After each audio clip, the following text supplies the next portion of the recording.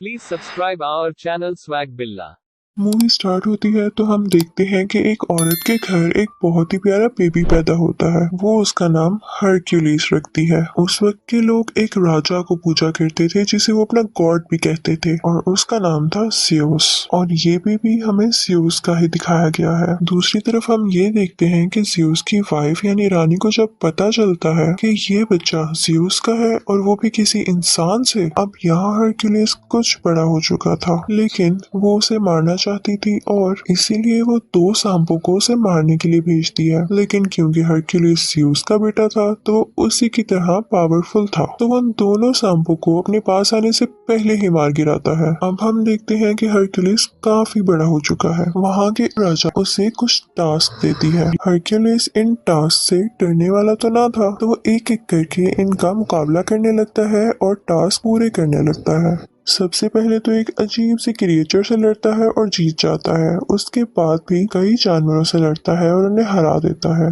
लेकिन एक दिन उसके सामने एक बहुत ही स्ट्रॉन्ग शेर आ जाता है। उस पर कोई तीर भी असर नहीं कर रहा था, लेकिन हरक्यूलिस ने अपनी ताकत से उसे भी मार डाला। फिर हमें एक जगह दिखाई जाती है जहाँ पर कुछ लोगों ने एक लड़की को बुरी तरह से बांधा हुआ था। वो इनफैक्ट हरक्यूलिस का भांजा था कि तभी हरक्यूलिस वहाँ पर आ जाता है और उन सब लोगों को मारकर अपने भांजे को बचा लेता है। फिर हम देखते हैं कि हरक्यूलिस एक जगह पर बैठा होता है तो दूसरे मुल्क के राजा की बेटी आती है और कहती है कि हमें तुम्हारी जरूरत है। वो कहती है कि हमारे खास लोगों ने ही हमारे साथ चीट किया है और हर तरफ लड़ाइयाँ हो रही हैं जिसकी वजह से लोग मारे जा रहे हैं। वहाँ हरक्यूलिस के साथ एक आदमी बैठा होता है तो वो कहता है कि बीवी हमारे पास वक्त नहीं, हाँ अगर तुम ज्यादा पैसे ऑफर करो तो हम जरूर आ सकते हैं। तो वो शहजादी उनसे कहती है कि जंग में लड़ना तो फख्र की बात होती है। तो हरक्यूलिस उसे कहता है कि हमें हथियार बनाने के लिए पैसे भी तो चाहिए।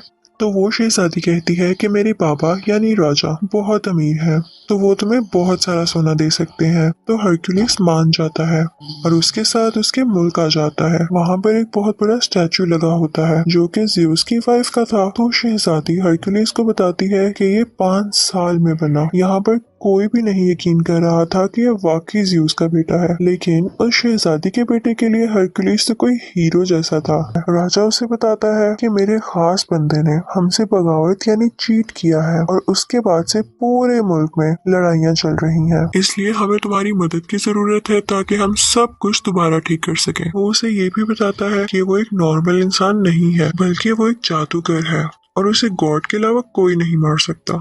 वो उसे ये भी बताता है कि उसके सोल्जर की टीम में एक ऐसी क्रिएचर है जो आधा घोड़ा और आधा इंसान है। अब हरक्यूलिस की टीम में जो लड़की आई थी वो पूछती है कि ये क्रिएचर्स कहाँ पर होते हैं। तो राजा का एक आदमी बताता है कि हमने इन्हें ना तो देखा और ना तो ये जानते हैं कि ये कहाँ रहते हैं, हमने तो बस इनके बारे में सुना है। अब हम देखते हैं कि हरक्यूलिस और उसके कुछ साथी यहाँ के किसानों को फाइट सिखा रहे होते हैं क्योंकि इनके पास कोई भी आर्मी फोर्स नहीं थी। हरक्यूलिस उनसे कहता है कि तुम सब एक दीवार की शक्ल में खड़े हो जाओ और जैसे ही वो इस तरह खड़े होते हैं तो हरक्यूलिस का एक आदमी उनकी तरफ भागता हुआ जाता है और वो उनकी बनाई गई शील्ड यानी दीवार को तोड़ता हुआ अंदर भाग जाता है। हरक्यूलिस उन सबसे कहता है कि इतनी कमजोर दीवार, अगर इसी तरह रहा तो तुम लोग हार जाओगे। अब यहाँ हरक्यूलिस इन सब फार्मर्स को ट्रेन कर रहा होता है कि हमें पता चलता है कि कुछ लोग इनके मुल्क पर अटैक करने आ रहे हैं। जब ये बात हरक्यूलिस को पता चलती है तो वो जंग करने से मना करता है क्योंकि वो कहता है कि जंग के बाद हमारे पास कुछ भी नहीं रहेगा। लेकिन वहाँ का राजा कहता है कि हम जितनी जल्दी इन लोगों को खत्म करेंगे उतनी जल्दी ही हमारे मुल्क में सुकून हो जाएगा। अब रात में हम देखते हैं कि शहजादी का वही बेटा जो हरक्यूलिस को अपना हीरो मानता था वो उससे मिलने के लिए आता है। वो उससे कहता है कि मुझे आप बहुत अच्छे लगते हैं और मैं भी बड़ा होकर आपकी तरह ही बनूंगा। यहाँ हम देखते हैं कि हरक्यूलिस किसी जानवर के दांत का लोकेट अपने गले से उतार कर उस बच्चे के गले में डाल देता है। वो उसे बताता है कि ये मैं अपने बेटे को देना चाहता था लेकिन अब तुम्हें दे रहा हूँ। अब सब लोग उस तरफ जा रहे थे जहाँ पर इन लोगों ने दुश्मन राजा का मुकाबला करना था। रास्ते में ये लोग देखते हैं कि एक जगह पर कटे हुए सर लटके हैं। तो राजा उन्हें बताता है कि वो यहाँ पर हमसे पहले पहुंच चुका था और हमें डराने के लिए उसने यहाँ के लोगों को मार दिया। हरक्यूलिस कहता है कि हम यहाँ से पैदल जाएंगे और सब चलने लगते हैं। लेकिन हरक्यूलिस नोट करता है कि ये डेड बॉडीज आज की नहीं बल्कि कई दिन पुरानी है और ये उनके लिए एक साजिश थी, उनका ध्यान इधर उधर करने के लिए। और तभी हम देखते हैं इनके चारों तरफ एक कबीले के कुछ लोग आ जाते हैं। हरक्यूलिस काफी हैरान होता है कि हम तो इनकी मदद कर रहे हैं और ये उल्टा हमें ही घेरे हुए हैं। फिर हमें पता चलता है कि दुश्मन राजा एक जादूगर था और वही इन लोगों के दिमाग को भी कंट्रोल किया करता था। यहाँ पर ये कबीले वाले हरक्यूलिस और उसकी टीम यानी साथियों पर हमला कर देते हैं। इन सब में बहुत लड़ाई होती है और हरक्यूलिस बहुत अच्छी तरह से इनका मुकाबला करता है और सबको मार गिराता है। अब यहाँ का राजा काफी परेशान हो जाता है क्योंकि उसके सिपाही मारे गए थे। हरक्यूलिस उसे कहता है कि मैंने तो आपसे पहले ही कहा था कि अभी ये सब ठीक नहीं है, मुझे अभी भी उनको कुछ सिखाना था। तो राजा उसकी बात मान लेता है, लेकिन हम देखते हैं कि हरक्यूलिस अब बहुत परेशान रहने लगा था और रातों को भी जागता था। वो ख्वाब देखता है कि उसकी फैमिली मर चुकी है और उसे अपने ख्वाब में 3 मुंह वाला क्रिएचर भी दिखाया जाता है। हरक्यूलिस के आदमियों में से एक आदमी उससे कहता है कि यहाँ आने से पहले मैंने ऐसे क्रिएचर से बात की जो कि गोड की बात सुनकर इंसानों तक पहुँचाती हैं और फ्यूचर के बारे में भी बताती हैं, और उन्होंने तुम्हारे बारे में ये कहा कि तुम्हें अपना इनकम्प्लीट काम पूरा करना होगा। लेकिन हरक्यूलिस बहुत परेशान था तो इस बात पर इतना ध्यान नहीं देता। हरक्यूलिस की एक बीवी और 3 बच्चे थे और उसके बच्चों को मार दिया गया था, जिसका कसूरवार भी उसे ठहराया गया और इसी वजह से उसे अपने मुल्क से भी निकाल दिया गया था। खैर, ये सब लोग दुश्मन राजा की तरफ पहुंच जाते हैं। देखने से तो ये लग रहा था कि जिन फार्मर्स को हरक्यूलिस ने थोड़ी बहुत लड़ाई सिखाई थी वो ठीक से लड़ नहीं सकेंगे और हार जाएंगे, लेकिन लकीली वो ये जंग जीत जाते हैं। फिर हम देखते हैं कि वो दुश्मन राजा हरक्यूलिस की तरफ बढ़ता है ताकि उसे मार सके। तो हरक्यूलिस फौरन से उसका घोड़ा गिराकर उसे कैद कर लेता है। कैद करने के बाद वो उसे राजा के पास ले जाता है। वो दुश्मन राजा कहता है कि तुमने मुझे बिला वजह कैद किया है, मैंने तुम्हारे मुल्क का कुछ नहीं बिगाड़ा। तो हरक्यूलिस कहता है कि अगर तुमने नहीं किया तो फिर किसने किया है। तो दुश्मन राजा उनसे कहता है कि तुम जरा खुद सोचो, जिस राजा के लिए तुम लड़ रहे हो अगर वो इतना ही अच्छा और ताकतवर है तो उसकी फौज उसके साथ क्यों नहीं है और उसे तुम्हारी क्यों जरूरत पड़ रही है। तुम जिसके लिए लड़ रहे हो वो इंसान ठीक नहीं है। रात को एक इवेंट होता है जिसमें राजा के सर पर ताज रखा जाता है क्योंकि उसने हर जगह कब्जा जो कर लिया था। वहीं पर उसका दुश्मन राजा भी बंधा हुआ था। सब उस पर हंस रहे थे, लेकिन राजा की बेटी यानी शहजादी जब ये सब कुछ देखती है तो उसे बिल्कुल अच्छा नहीं लगता। उसे उस दुश्मन राजा पर बहुत तरस आता है। हरक्यूलिस ये सब कुछ देख रहा था तो वो शहजादी के पास जाकर पूछता है कि ऐसा क्यों है, तुम्हारी आंखों में उसके लिए रहम क्यों आया, जो सच है तो मुझे बता सकती हो। वो बताती है कि जिस मुल्क का ये राजा है वहाँ का राजा मेरा शौहर था, लेकिन मेरे बाप ने उसे जहर दे दिया और खुद राजा बन गए, और ये राजा जिसे तुम लोग कैद करके लाए हो ये मेरे शौहर का खास आदमी था और इसीलिए वो मेरे बाप के खिलाफ हुआ और जंग शुरू होने लगी। वो कहती है कि इस सब में उस दुश्मन राजा का कोई कसूर नहीं, बल्कि वो तो हमारा दुश्मन है भी नहीं, इस सब के पीछे मेरे बाप का हाथ है। लेकिन मैं अपने बाप के सामने इसलिए कुछ नहीं बोल सकी क्योंकि मेरा एक छोटा सा बेटा है जो कि अभी उनके कंट्रोल में है।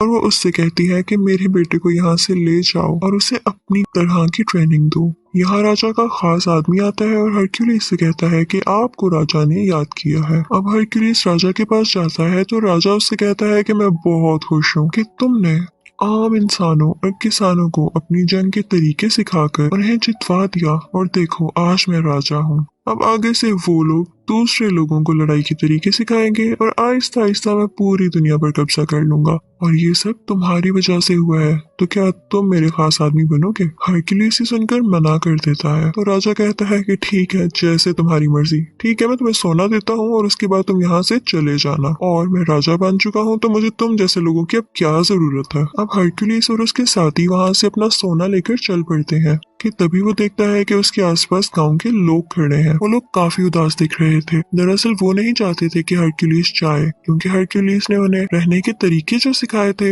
हरक्यूलिस जैसे ये देखता है वो अपने सोने की थैली फेंकता है और कहता है कि मैं यहीं रहूंगा क्योंकि यहाँ के लोगों को मेरी जरूरत है। हरक्यूलिस का एक साथी कहता है कि आप क्या कर रहे हैं, हमें अपना सोना मिल चुका है और हमें यहाँ से निकलना चाहिए। लेकिन हरक्यूलिस के बाकी साथी भी अपना सोना फेंक देते हैं और हरक्यूलिस के साथ ही रुक जाते हैं, सिवाय उसी एक साथी के। वो अपना सोना लेकर वहाँ से चला जाता है। अब हरक्यूलिस के साथी सीधा राजा के कमरे में आते हैं, लेकिन राजा के आदमी इन सबको घेर लेते हैं। यहाँ शहजादी और उसका बेटा भी होते हैं। अब राजा का खास आदमी उसे बताता है कि आपकी बेटी हरक्यूलिस को कह रही थी कि मेरे बेटे को अपने साथ ले जाओ। ये सुनते ही राजा अपनी बेटी से उसके बेटे को छीन लेता है। यहाँ पर राजा का एक आदमी हरक्यूलिस पर अटैक करता है जिससे वो बेहोश हो जाता है, और जब उसे होश आता है तो वो देखता है कि वो बड़ी बड़ी जंजीरों से बंधा हुआ है। और तभी वहाँ पर उस मुल्क का राजा आ जाता है जहाँ पर हरक्यूलिस बड़ा हुआ था। हरक्यूलिस ने हमेशा उसका साथ दिया और उसके लिए कई जंगें लड़ी, लेकिन यहाँ पर इसने भी चीट किया और उसी बुरे राजा के साथ एग्रीमेंट कर लिया कि हम मिलकर दुनिया पर कब्जा करेंगे।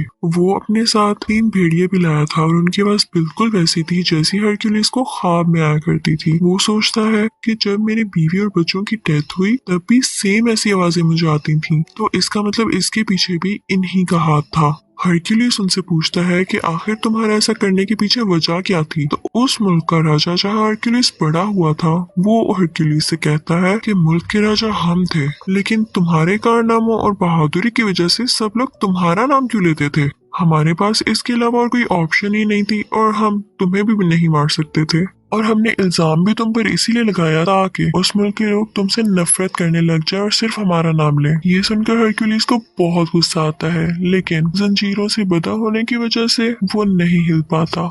अब यहाँ हम देखते हैं कि वो राजा सबको एक एक करके मारने का प्लान कर रहा था, और इसके लिए सबसे पहले वो अपनी ही बेटी को मारने लगता है। ये देखकर हरक्यूलिस घबरा जाता है, तो उसका साथी उससे कहता है कि तुम कर सकते हो, अगर तुम हिम्मत हार गए तो हमारा क्या होगा। ये सुनते ही हरक्यूलिस में काफी हिम्मत आती है और वो उन जंजीरों को तोड़ देता है और खुद को आजाद कर लेता है।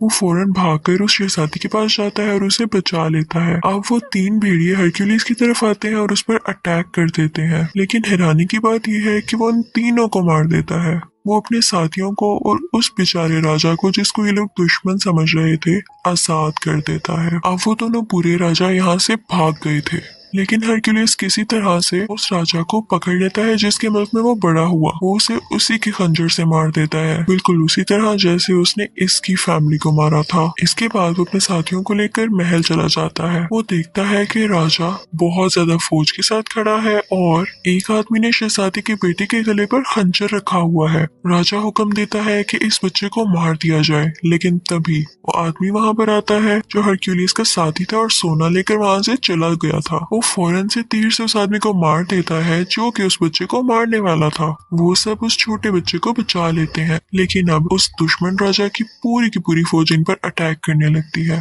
हरक्यूलिस भी बराबर इनका मुकाबला करता है। इसी दौरान हरक्यूलिस के एक साथी की डेथ हो जाती है क्योंकि वो बहुत जख्मी हो चुका था। अब उस राजा की बाकी फौज भी इनकी तरफ बढ़ रही थी, लेकिन हम देखते हैं कि हरक्यूलिस के आदमियों ने बिल्कुल वैसी ही दीवार यानी शील्ड बनाई हुई थी जिसको तोड़ना नामुमकिन था। हरक्यूलिस वहाँ पर देखता है कि ज़ियस की वाइफ की वहाँ पर बहुत बड़ी स्टैचू है। जैसे ही उस राजा के सोल्जर्स ऊपर आ रहे होते हैं तो हरक्यूलिस उस स्टैचू को नीचे की तरफ गिरा देता है। वहाँ से सब सोल्जर्स वापस आना शुरू कर देते हैं। जब राजा ये सब देखता है तो अपने सोल्जर्स पर गुस्सा होता है कि जाओ हरक्यूलिस को मारो, लेकिन तभी स्टैचू उस पर आकर गिरता है और वो राजा मारा जाता है। और राजा के सब सोल्जर्स और बाकी सब लोग भी हरक्यूलिस की ये बहादुरी देखकर उसके सामने झुक जाते हैं। लोग अभी भी नहीं जानते थे कि ये वाकई सी उसका बेटा है भी या नहीं, लेकिन ये जरूरी नहीं था क्योंकि वो इतना ज्यादा बहादुर और ताकतवर था कि इस चीज ने उसे आम लोगों से ऊपर कर दिया था। वो लोगों का ख्याल भी रखा करता था, इसीलिए सब लोग हरक्यूलिस की तारीफ करने लगे थे। और यहीं पर कहानी की एंडिंग हो जाती है। Thank you for watching.